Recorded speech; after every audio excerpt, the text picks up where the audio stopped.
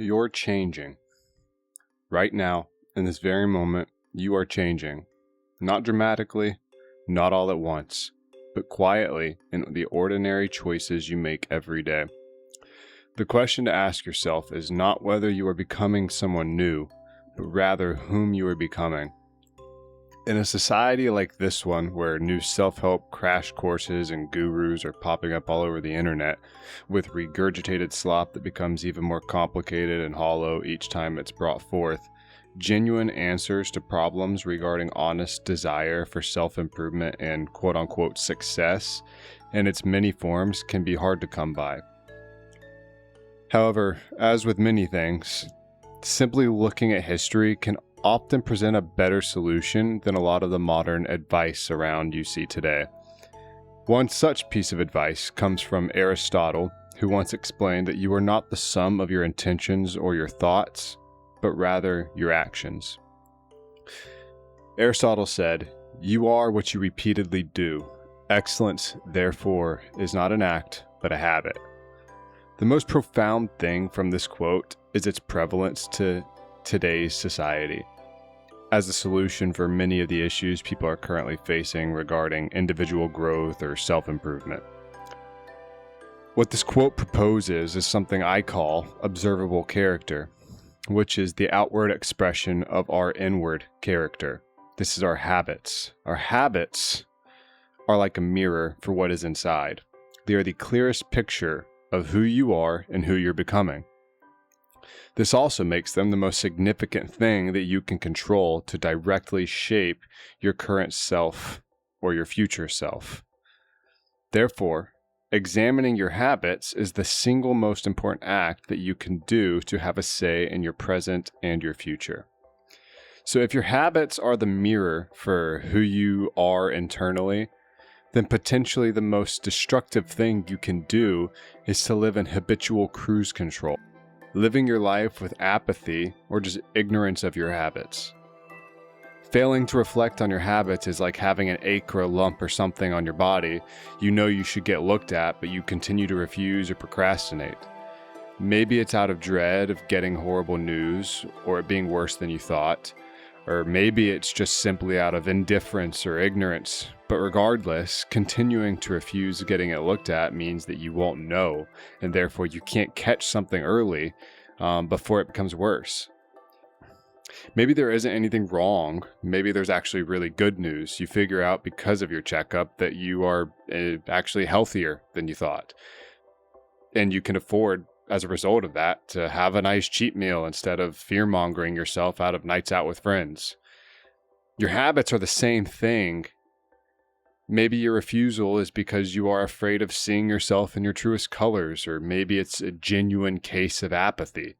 Regardless, to continue to disregard honest reflection upon your habits means you'll either fail to see destructive habits in either your health, socially, economically, or in your marriage.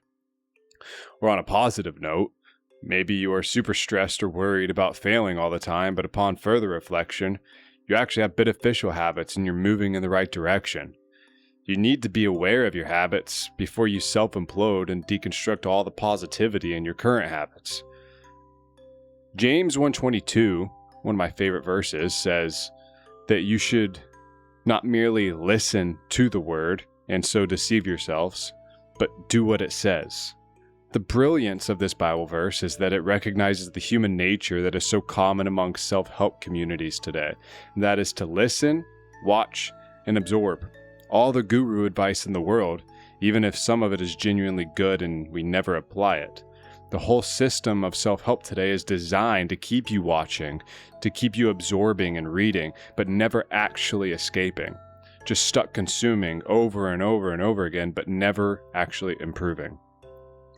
So if you're sitting there wondering, great, I have to do what I've heard. How is this so different from other self-help advice that I've heard before? How do I start doing this? Well, what even is this that you're telling me? Well, it's simple. It starts with reflection. Use the mirror, that is, your habits, and take stock of your life. Maybe that's just sitting and reflecting. Maybe it is with a habit tracking journal. But either way, what we're doing is we're reflecting and analyzing our habits. Our habits being a mirror, and we're looking at them to see what's internal, comparing that to the man or woman that we want to become, and then making the necessary changes from what we've observed. Matthew 7:17 acknowledges that good trees bear good fruit and bad trees bear bad fruit. If you take that into a further context, it's not just trees, but branches too. Maybe you have good habits, but you have some destructive ones as well.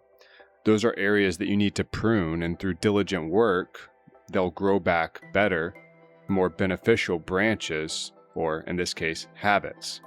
Some people watching this video may not be a bad person at their core, but the roots are healthy, but the trunk and everything else is not. In that case, you should look at the places you're planted in. Look at your friends, the places you're hanging out.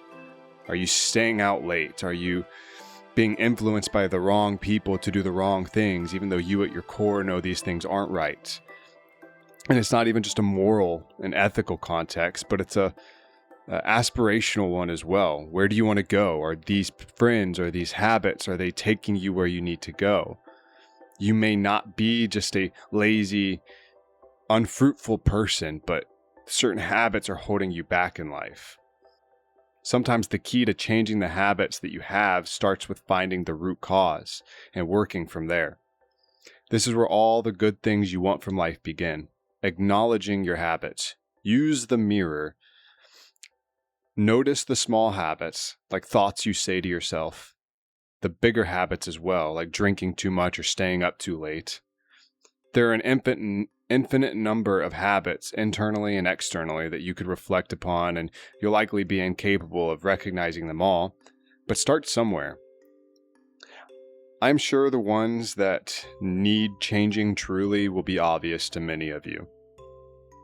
Unfortunately, not all bad habits are easy to recognize, and similarly, the source of those can be even harder.